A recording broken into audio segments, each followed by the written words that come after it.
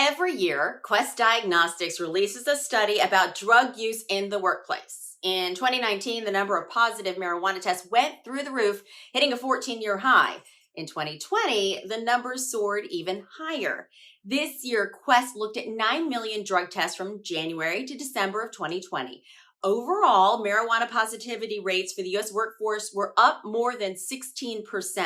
The study also showed that the positivity rates were significantly higher in states that have legalized recreational marijuana.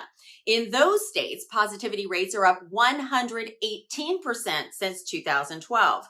States with legalized marijuana saw increases in both pre-employment and post-accident positivity rates, but the post-accident numbers grew 73% faster.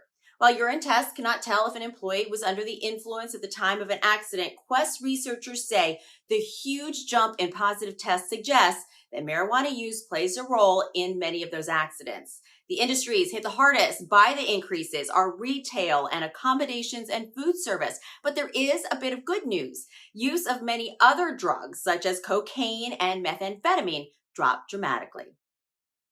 Is medical marijuana a medication just like any other you pick up at the pharmacy? And if so, should insurance help pay for it?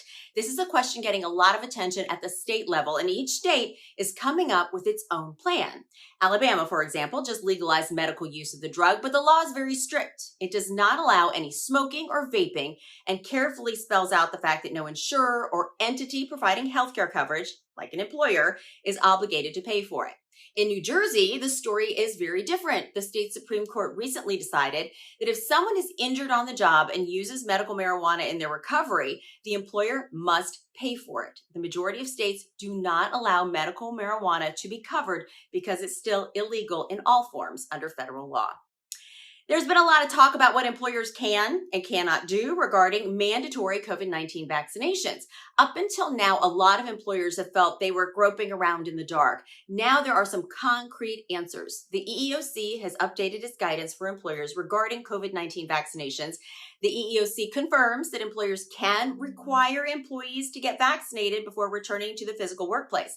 If you decide a voluntary vaccine program is better for your team, the guidance says you are still allowed to ask employees to disclose their status. You can ask if they've been vaccinated and even which vaccine they received, but you are not allowed to ask why someone decided not to get vaccinated.